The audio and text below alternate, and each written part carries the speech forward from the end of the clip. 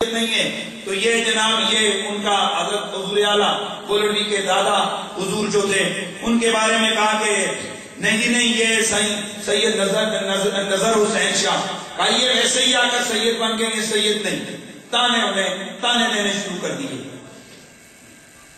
ایک دن انہی لوگوں نے حضرت قبلہ اعلیٰ حضرت بولوی کے دادا حضور کو ذلیل کرنے کے لیے دعوت پہ بلایا اور کافی سارے علاقے کے لوگوں کو بلا کر جمع کیا۔ کھانا کھانے کے بعد بات شروع کر دی کہ نسب کیا ہوتا ہے، اور ساتھ یہ جملہ دہرانے لگے کاٹ بھی کنی نہیں کہ سید کوئی سنی نہیں، یعنی لکڑی کی ہنڈی نہیں بن سکتی اور کوئی سید سنی نہیں ہو سکتا۔ تو چونکہ یہ سنی تھے اس لیے انہوں نے کہا کہ اگر تم سید ہوتے تو تم ہمارے والا گندا عقیدہ رکھتے، معاذ اللہ۔ آپ نے کہا دیکھو تم نے مہمانی میں بلایا، یہ طریقہ ٹھیک نہیں ہے۔ کہا نہیں یہ باتیں کی۔ محفل والوں نے بھی ٹوکا، چونکہ وہ ساری برادری اکٹھی ہوئی تھی اور کہنے لگے کہ نہیں تم یار توبہ کر کے اٹھو گے، تم سید نہیں اور ویسے آ کر بن گئے ہو۔ اللہ اکبر۔ جناب حضرت سید نظر حسین شاہ صاحب ادھر ادھر دیکھا، اوپر دیکھا، دل میں کہتے ہیں او مولا اس مجلس میں اب کون ہے جو میرے صحیح النسب ہونے کی دلالت ہے، صحیح النسب ہونے کی دلیل ہے۔ ادھر ادھر دیکھا، کچھ نظر نہ آیا، اپنے سر سے ٹوپی اتاری، اس کو نیچے ڈالا، فرمایا اچھا اگر میرے نسب میں شک ہے تو آؤ، یہ فاطمہ کے بیٹے کی ٹوپی ہے، اگر کسی میں ہمت ہے تو زمین سے میری اس ٹوپی کو اٹھا کر دکھا دے۔ اگر ہے نا تم میں قوت طاقت ہے تو آؤ۔ ایک بڑا سا اٹھا کہ میں اٹھاؤں گا، آ کر زور لگایا، ساری مجلس اٹھی، زور لگایا، ٹوپی کو جگہ سے نہ ہلایا۔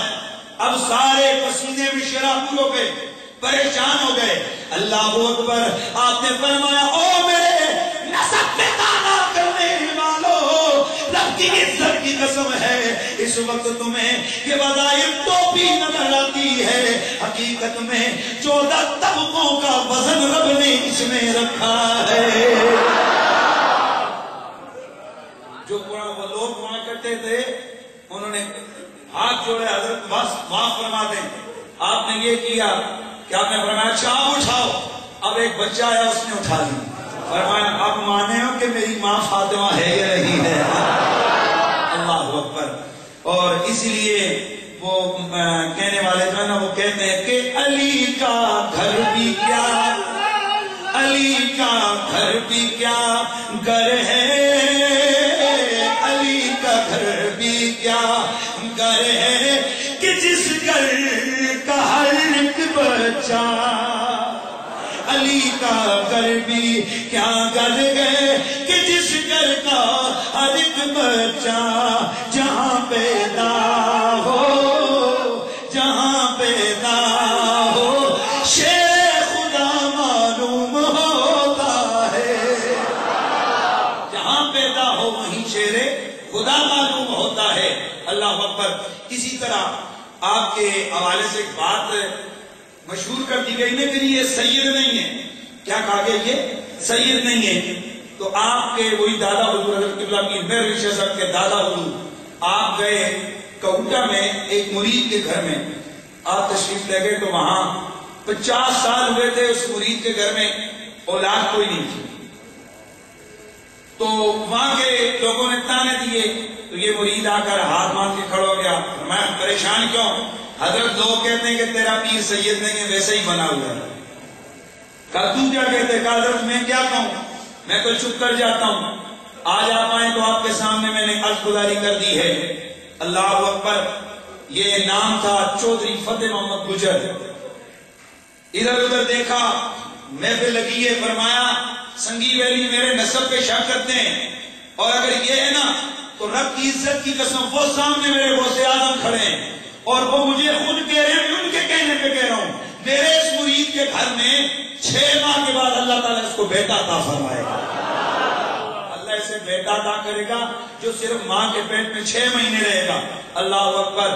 سارے لوگوں کی نظریں لگ گئی. 50 سال کا بندہ ہے, ساری طرف علاج کروا کے معلوم جو ہے نا مایوس ہو چکا ہے, اب اولاد نہیں ہے. یہ کیا ہے, یہ کیا ہے؟ اللہ اکبر.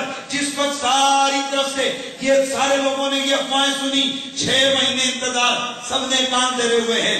چنانچہ جیسا آپ نے کہا تھا ویسا ہی ہوا, اللہ نے ان کو بیٹا عطا فرما دیا. یہاں شاید میرے کچھ دوستوں کے ذہنوں میں ایک سوال ہے, اور جی پتر دینے والا تے اللہ ہے. یہ دیکھیں نا بیٹا جو اللہ, او بھائی ٹھیک ہے اللہ دیتے, ہم نے کب کہا کہ پیر نے دیے, دیتا کون ہے؟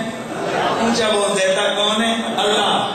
لیکن ذرا افسوس تو یہ کہ ہمیں بخاری اور مسلم نام آتے پر حدیثیں وہاں جو اپنے مقصد کی ہوتی ہیں وہی ہم لوگوں کو بیان کرتے ہیں, باقی حدیثیں ہم بیان نہیں کرتے ہیں. مسلم شریف کی 2 جلد کی حدیث ہے, میرے نبی نے فرمایا ربا اشخص اکبر لو اقسم مدفوع بالابواب لو اقسم علی اللہ لا برہ.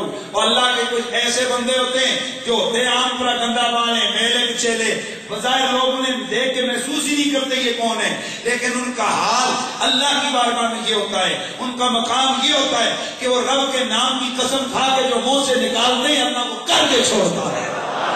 اور بخاری کی حدیث سے میرے نبی نے فرمایا کہ اللہ تعالیٰ فرماتے ہیں جب بندہ میرے اتنے قریب ہوتا ہے میں اس کی اتنی لاج رکھتا ہوں کہ لائن سارا نہیں لو کہ وہ جو منہ سے سوال کرتا ہے میں عطا کر کے دے دیتا ہوں, عطا فرما دیتا ہوں. پتا چلا کہ اگر عام طبعی طور پر بیٹا نہ ہو تو نہ ہو, لیکن جب اللہ کا ولی رب کی ذات پہ بھروسہ کرتے ہوئے, اگر اللہ کی بارگاہ میں متوجہ ہوتے ہوئے ولی اللہ کے بھروسے پر جب اس طرح کی بات کرتا ہے تو رب وہ کام کر دیتا ہے.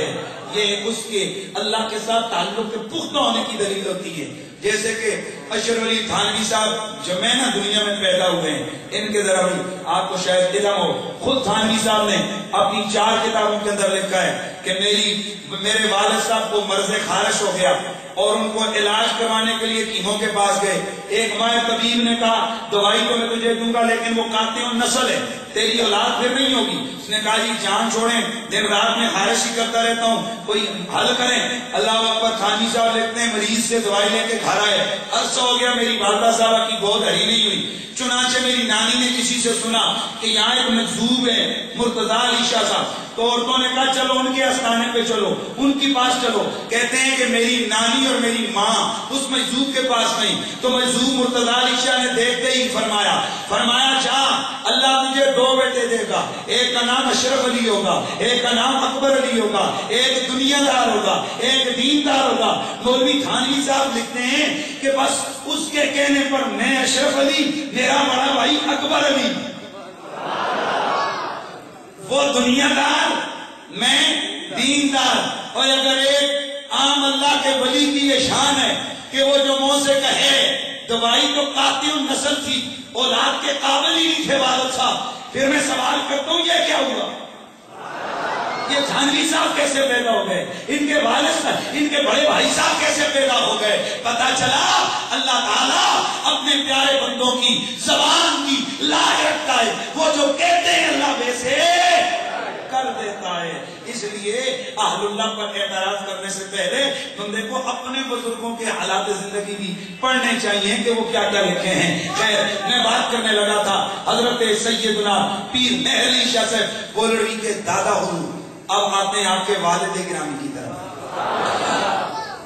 آپ کے والد محترم, آپ کے والد گرامی اجی جی رحمت اللہ تعالی علیہ سائیں نظر دین سرکار, بڑا معرکۃ العرا واقعہ ہے آپ کی زندگی سے متعلق ہے کہ آپ جوانی کے عالم میں انتہا درجے کے پاک باز اور انتہا درجے کے آپ عبادت گزارتے, آپ دن رات مسجد میں ہی گزارتے. تو اس وقت یہاں کا علاقہ سکھوں کے زیر تسلط تھا, تو یہاں کا قریب جو گولڑے کے قریب ایک قلعہ تھا, وہاں کا عملدار جو سکھ تھا, اس سکھ کی بیٹی ناجائز طور پر حاملہ ہوئی.